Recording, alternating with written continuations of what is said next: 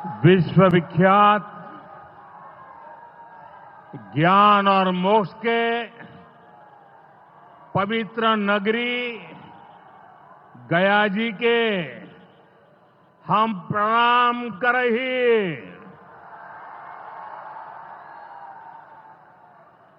विष्णुपद मंदिर के ई गौरवशाली भूमि पर अपने सबके अभिनंदन करत ही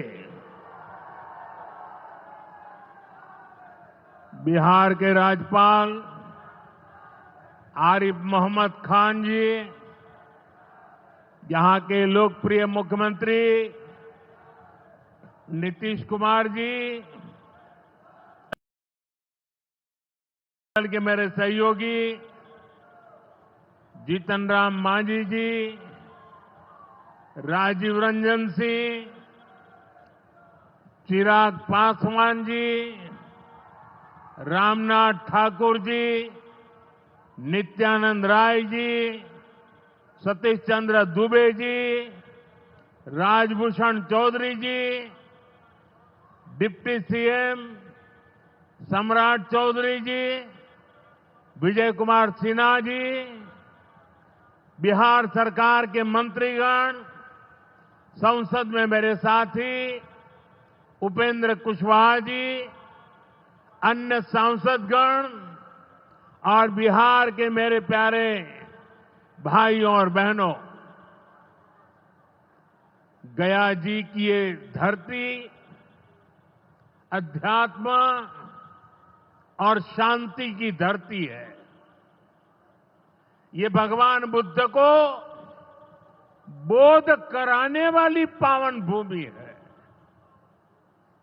गया जी की आध्यात्मिक और सांस्कृतिक विरासत बहुत प्राचीन है, बहुत समृद्ध है।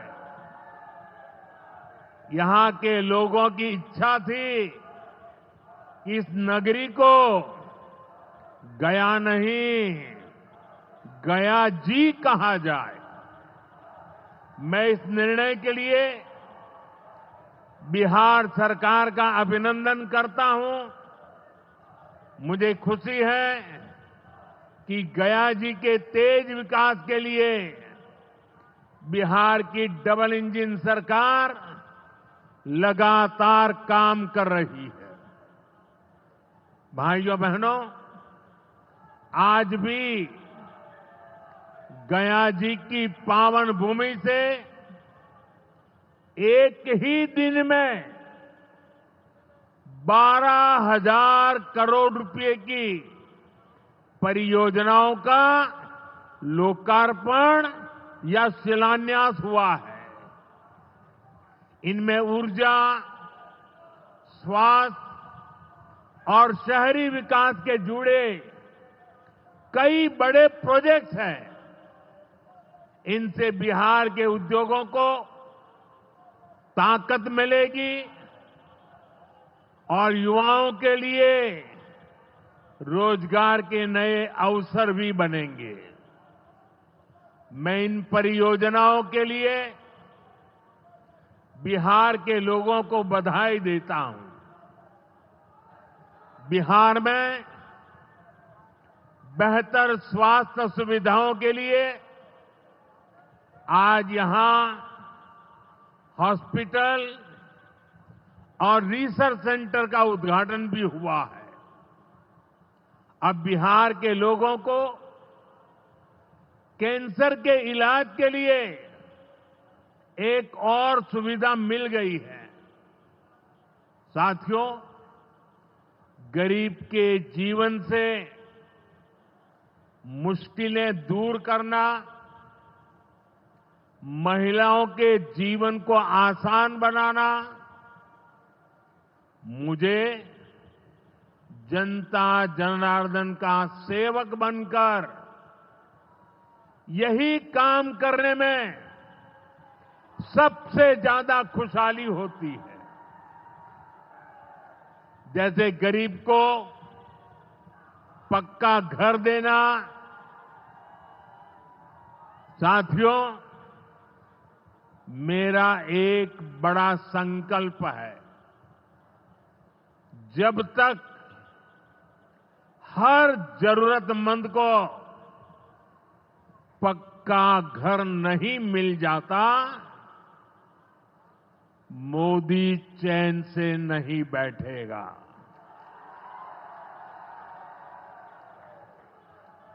इसी सोच के साथ पिछले 11 साल में 4 करोड़ से अधिक गरीबों को पक्के घर बनाकर दे दिए गए। अकेले हमारे बिहार में 38 लाख से अधिक आवास बनाए गए। गया जिले में भी 2 लाख से अधिक परिवारों को अपना पक्का घर मिला है। और हमने सिर्फ घर यानी 4 दीवारें नहीं दी, बल्कि उन घरों के साथ गरीब को उसका स्वाभिमान दिया है। इन घरों में बिजली, पानी, शौचालय और गैस कनेक्शन की सुविधाएं दी हैं। यानी गरीब परिवारों की भी सुविधा, सुरक्षा और सम्मान से जीने की गारंटी मिली है। साथियों, आज इसी सिलसिले को आगे बढ़ाते हुए बिहार के मगध क्षेत्र के 16,000 से ज्यादा परिवारों को अपना पक्का घर दिया है। यानी इस बार इन परिवारों में दिवाली और छठ पूजा की रौनक और ज्यादा होगी। मैं अपना घर पाने वाले सभी लाभार्थी परिवारों को बहुत बहुत बधाई देता हूं। और जो लोग अब भी पीएम आवास योजना के लाभ से छूट गए हैं, मैं उन्हें विश्वास दिलाता हूं कि पीएम आवास का अभियान तब तक जारी रहेगा जब तक हर गरीब को अपना पक्का घर नहीं मिल जाता। साथियों, बिहार चंद्रगुप्त मौर्य और चाणक्य की धरती है। जब जब किसी दुश्मन ने भारत को चुनौती दी है, बिहार देश की ढाल बनकर खड़ा हुआ है। बिहार की धरती पर लिया हुआ और संकल्प, ये धरती की ताकत है। इस धरती पर लिया गया हर संकल्प कभी खाली नहीं जाता। और इसलिए तो भाइयों बहनों, जब कश्मीर के पहलगाम में आतंकी हमला हुआ था, हमारे निर्दोष नागरिकों को उनका धर्म पूछ करके मारा गया, मैंने बिहार की इसी धरती से आतंकवादियों को मिट्टी में मिलाने की बात कही थी। आज दुनिया देख रही है, बिहार की धरती से लिया गया वो संकल्प पूरा हो चुका है। आपको याद होगा, उधर से पाकिस्तान हम पर ड्रोन हमले कर रहा था, मिसाइलें दाग रहा था और इधर भारत पाकिस्तान की मिसाइलों को हवा में तिनके की तरह बिखेर रहा था। पाकिस्तान की एक भी मिसाइल हमें नुकसान नहीं पहुंचा पाई। साथियों, ऑपरेशन सिंदूर ने भारत की रक्षा नीति की नई लकीर खींच दी है। अब भारत में आतंकवादी भेजकर हमले करा के कोई बच नहीं सकेगा। आतंकवादी चाहे पाताल में क्यों न छिप जाए, भारत की मिसाइलें उन्हें दफन करके रहेगी। साथियों, बिहार का तेज विकास केंद्र की एनडीए सरकार की बहुत बड़ी प्राथमिकता है। इसलिए आज बिहार चौतरफा विकास के रास्ते पर आगे बढ़ रहा है।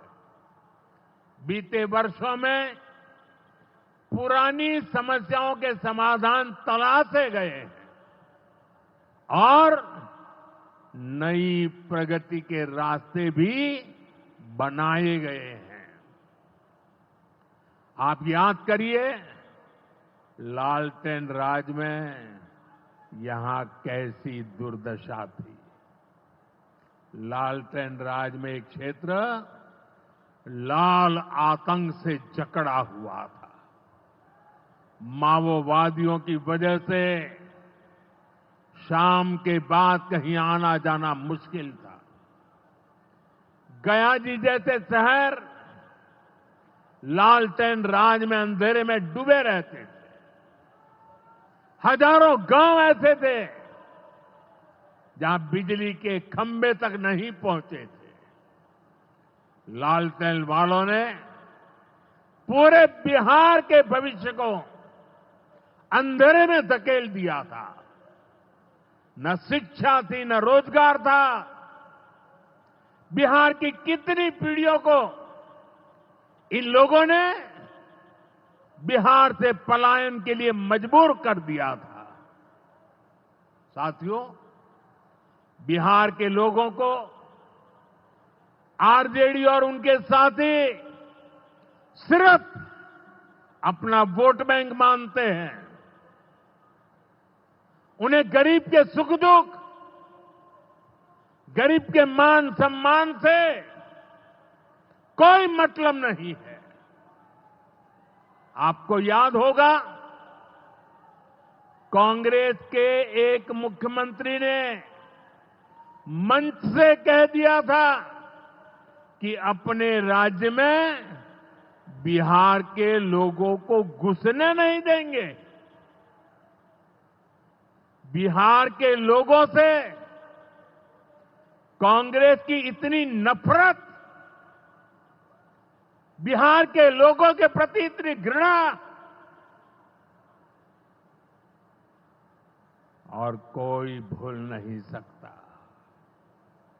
कांग्रेस का बिहार के लोगों के प्रति जो दुर्व्यवहार देखने के बाद भी यहां आरजेडी वाले गहरी नींद में सोए पड़े थे। भाइयों बहनों, बिहार की एनडीए सरकार कांग्रेस और इंडी गठबंधन वालों के इस नफरती अभियान का जवाब दे रही है। बिहार के बेटे बेटी को यहीं पर रोजगार मिले, सम्मान की जिंदगी मिले, मां बाप की वो देखभाल कर सके, इसी सोच के साथ हम काम कर रहे हैं। अब बिहार में बड़े बड़े प्रोजेक्ट बन रहे हैं। गयाजी जिले के डोभी में बिहार का सबसे बड़ा इंडस्ट्रियल एरिया तैयार हो रहा है। गयाजी में एक टेक्नोलॉजी सेंटर की स्थापना भी की जा रही है। आज ही यहां बक्सर थर्मल प्लांट का, पावर प्लांट का शुभारंभ भी हुआ है। कुछ ही महीने पहले मैंने औरंगाबाद में भी Navinagar super thermal power project की आधारशिला रखी थी। भागलपुर के पीरपैंती में भी नया थर्मल पावर प्लांट बनेगा। इस पावर प्लांट से बिहार में बिजली की आपूर्ति बढ़ेगी। और आप सब जानते हैं, जब बिजली उत्पादन बढ़ता है तो क्या होता है? घरों में बिजली की सप्लाई बढ़ती है और उद्योगों को भी ज्यादा से ज्यादा बिजली मिलती है और इससे भी रोजगार के नए मौके बनते हैं। साथियों, बिहार के युवाओं को पक्की सरकारी नौकरी देने के लिए नीतीश जी ने बड़ा अभियान चलाया हुआ है। ये नीतीश जी हैं, तभी यहां शिक्षकों की भर्ती भी पूरी पारदर्शिता से हुई। साथियों, यहां के नौजवानों को ज्यादा से ज्यादा संख्या में बिहार में ही रोजगार मिले, उन्हें नौकरी के लिए पलायन न करना पड़े, इसमें केंद्र सरकार की एक नई योजना से भी बहुत बड़ी मदद मिलने वाली है। अभी पिछले सप्ताह इस 15 अगस्त से ही देश भर में प्रधानमंत्री विकसित भारत रोजगार योजना लागू हुई है।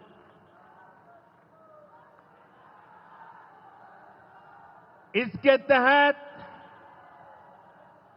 हमारे युवा जब निजी क्षेत्र में पहली नौकरी करेंगे तो केंद्र सरकार उन्हें अपने पास से 15,000 रुपये देगी।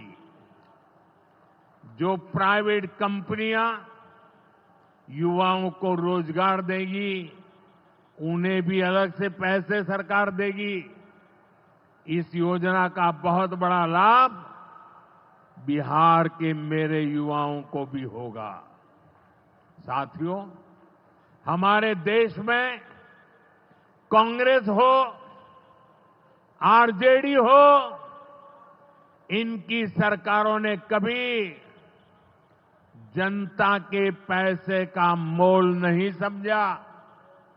इनके लिए जनता के पैसे का मतलब रहा है खुद की तिजोरी भरना। इसलिए कांग्रेस आरजेडी की सरकारों में सालों साल तक परियोजनाएं पूरी नहीं होती थी। कोई योजना जितनी थी उतना उसमें ये पैसे कमा लेते थे। अब इस गलत सोच को भी एनडीए सरकार ने बदल दिया है। अब शिलान्यास के बाद कोशिश होती है जल्द से जल्द समय सीमा में उस काम को पूरा करने के लिए सफल प्रयास किया जाए। आज का एक कार्यक्रम इसका भी एक शानदार उदाहरण है। ओंटा सिमरिया सेक्शन का शिलान्यास करने का सौभाग्य बिहार के लोगों ने मुझे दिया था। और आप लोगों की कृपा देखिए, आप लोगों का प्रेम देखिए कि जिस ब्रिज का शिलान्यास आपने मुझे करने के लिए कहा, आज इसका लोकार्पण करने का अवसर भी आपने मुझे दिया है। ये पुल सिर्फ सड़कों को नहीं, पूरे उत्तर और दक्षिण बिहार को जोड़ने का काम करेगा। जो भारी वाहन पहले गांधी सेतु से होकर 150 किलोमीटर का लंबा चक्कर काटते थे, अब सीधा रास्ता पाएंगे। इससे व्यापार तेज होगा, उद्योगों को ताकत मिलेगी और तीर्थयात्रियों का भी पहुंचना आसान होगा। विकास के जिन प्रोजेक्ट की नींव एनडीए सरकार में रखी जाती है, वो पूरा होकर रहेंगे, ये बात पक्की है। साथियों, एनडीए की डबल इंजन सरकार यहां रेलवे के विकास के लिए भी तेजी से काम कर रही है। अमृत भारत स्टेशन योजना के तहत गयाजी रेलवे स्टेशन को आधुनिक बनाया जा रहा है। इससे गयाजी रेलवे स्टेशन पर यात्रियों को एयरपोर्ट जैसी सुविधाएं मिलेगी। आज गया वो शहर है जहां राजधानी, जनशताब्दी और made in India Vande Bharat ट्रेनों की सुविधा उपलब्ध है। गयाजी, सासाराम, प्रयागराज, कानपुर होते हुए दिल्ली तक सीधा कनेक्शन बिहार के युवाओं को, यहां के किसानों को, यहां के व्यापारियों के लिए नई संभावनाएं बना रहा है। भाइयों और बहनों, आपके आशीर्वाद से, देश के अटूट भरोसे के कारण साल 2014 में प्रधानमंत्री के तौर पर शुरू हुआ मेरा सेवा काल, ये सेवा काल निरंतर जारी है। इतने वर्षों में हमारी सरकार पर भ्रष्टाचार का एक भी दाग नहीं लगा। जबकि आजादी के बाद कांग्रेस की सरकारें जो 60-65 साल तक सरकार में रही है, उनके भ्रष्टाचार की लंबी लिस्ट है। आरजेडी का भ्रष्टाचार तो बिहार का बच्चा बच्चा जानता है। मेरा साफ मानना है कि भ्रष्टाचार के विरुद्ध लड़ाई को अगर अंजाम तक पहुंचाना है तो कोई भी कार्रवाई के दायरे से बाहर नहीं होना चाहिए। आप सोचिए, आज कानून है कि अगर किसी छोटे सरकारी कर्मचारी को 50 घंटे तक हिरासत में रख दिया तो अपने आप वो सस्पेंड हो जाता है। ड्राइवर हो, छोटा क्लार्क हो, प्यून हो, उसकी जिंदगी हमेशा हमेशा के लिए तबाह हो जाती है। लेकिन अगर कोई मुख्यमंत्री है, कोई मंत्री है, कोई प्रधानमंत्री है, तो वो जेल में रह करके भी सत्ता का सुख पा सकता है। ये कैसे हो सकता है? हमने कुछ समय पहले ही देखा है कि कैसे जेल से ही फाइलों पर साइन किए जा रहे थे, जेल से ही सरकारी आदेश निकाले जा रहे थे। नेताओं का अगर यही रवैया रहेगा तो ऐसे भ्रष्टाचार के विरुद्ध लड़ाई कैसे लड़ी जा सकती है। साथियों, संविधान हर जनप्रतिनिधि से ईमानदारी और पारदर्शिता की उम्मीद करता है।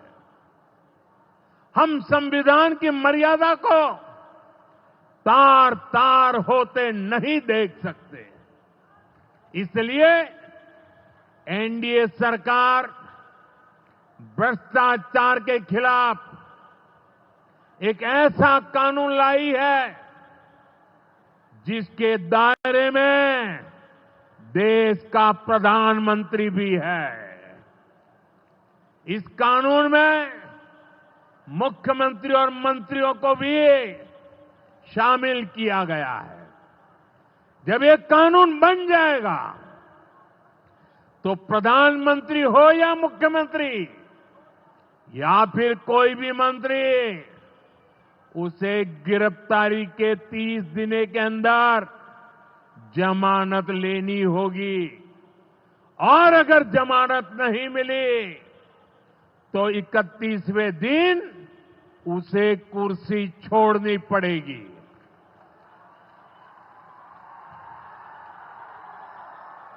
आप कहिए भाइयों, जो जेल जाए उसने कुर्सी छोड़नी चाहिए कि नहीं छोड़नी चाहिए? क्या वो कुर्सी पर बैठे रह सकता है क्या?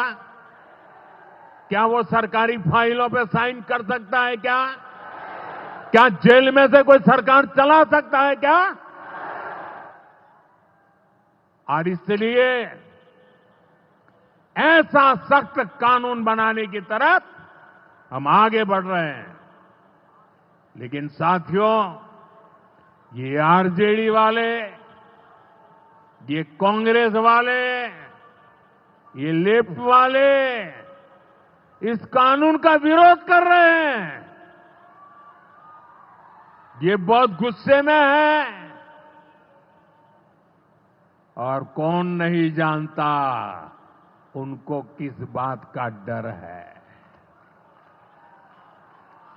जिसने पाप किया होता है वो अपने पाप को दूसरों से छुपाता है, लेकिन खुद को भीतर से जानता है कि क्या खेल खेला है। इन सब का भी यही हिसाब है। ये आरजेडी और कांग्रेस वाले कोई बेल पर बाहर है, कोई रेल के खेल में अदालत के चक्कर लगा रहा है, और जो जमानत पे बाहर घूम रहे हैं भी आज इस कानून का विरोध कर रहे हैं। इन्हें लगता है कि अगर जेल चले गए तो इनके सारे सपने चकनाचूर हो जाएंगे, और इसलिए सुबह शाम ये लोग मोदी को भांति भांति की गाली दे रहे हैं और इतने बौखलाए हुए हैं कि इस जनहित के कानून का विरोध कर रहे हैं। हमारे राजेंद्र बाबू बाबा साहब आंबेडकर ने कभी सोचा भी नहीं था, कभी कल्पना भी नहीं की होगी कि सत्ता के भूखे लोग भ्रष्टाचार करेंगे और जेल जाने पर भी कुर्सी से चिपके रहेंगे। लेकिन अब भ्रष्टाचारी जेल भी जाएगा और उसकी कुर्सी भी जाएगी। भारत को भ्रष्टाचार से मुक्त होने का संकल्प देश के कोटि कोटि लोगों का है। ये संकल्प सिद्ध होकर रहेगा। साथियों, मैंने लाल किले से एक और खतरे की बात की है, और ये खतरा बिहार पर भी है, देश में घुसपैठियों की बढ़ती संख्या चिंता का विषय है। बिहार के सीमावर्ती जिलों में तेजी से डेमोग्राफी बदल रही है। इसलिए एनडीए सरकार ने तय किया है कि देश का भविष्य घुसपैठियों को नहीं तय करने देंगे। घुसपैठियों को बिहार के युवाओं के रोजगार नहीं छीनने देंगे। जिन सुविधाओं पर भारतीय लोगों का अधिकार है, उस पर घुसपैठियों को डाका नहीं डालने देंगे। इस खतरे से निपटने के लिए मैंने डेमोग्राफी मिशन शुरू करने की बात कही है। बहुत जल्द ये मिशन अपना काम शुरू करेगा। हम हर घुसपैठियों को देश से बाहर करके ही रहेंगे। आप मुझे बताइए, एक घुसपैठियों को निकालना चाहिए कि नहीं निकालना चाहिए? क्या ये घुसपैठिए आपका रोजगार छीन ले आपको मंजूर है? एक घुसपैठिए आपकी जमीन पे कब्जा कर ले आपको मंजूर है? एक घुसपैठिए आपका हक छीन ले आपको मंजूर है? बिहार के आप सभी लोग देश के भीतर बैठे घुसपैठियों के समर्थकों से भी सावधान रहिए। जान जाइए कौन घुसपैठियों के साथ खड़ा है। कांग्रेस और आरजेडी जैसे दल बिहार के लोगों का हक छीनकर घुसपैठियों को देना चाहते हैं। तुष्टीकरण के लिए, वोट बैंक को बढ़ाने के लिए कांग्रेस आरजेडी वाले कुछ भी कर सकते हैं, कितने ही नीचे जा सकते हैं। इसलिए बिहार के लोगों को बहुत सतर्क रहना है। साथियों, हमें हमारे बिहार को कांग्रेस आरजेडी की बुरी नजर से बचाकर रखना है। बिहार के लिए ये समय बहुत अहम है। बिहार के युवाओं के सपने पूरे हो, बिहार के लोगों की आकांक्षाओं को नई उड़ान मिले, इसके लिए केंद्र सरकार और नीतीश जी के साथ हम कंधे से कंधा मिलाकर बिहार के कल्याण के लिए काम कर रहे हैं। बिहार में विकास की गति बनी रहे, इसके लिए डबल इंजन की सरकार लगातार मेहनत कर रही है। आज के विकास प्रोजेक्ट इसी दिशा में महत्वपूर्ण कदम है। मैं एक बार फिर इन परियोजनाओं के लिए बिहार को बहुत बहुत बधाई देता हूं।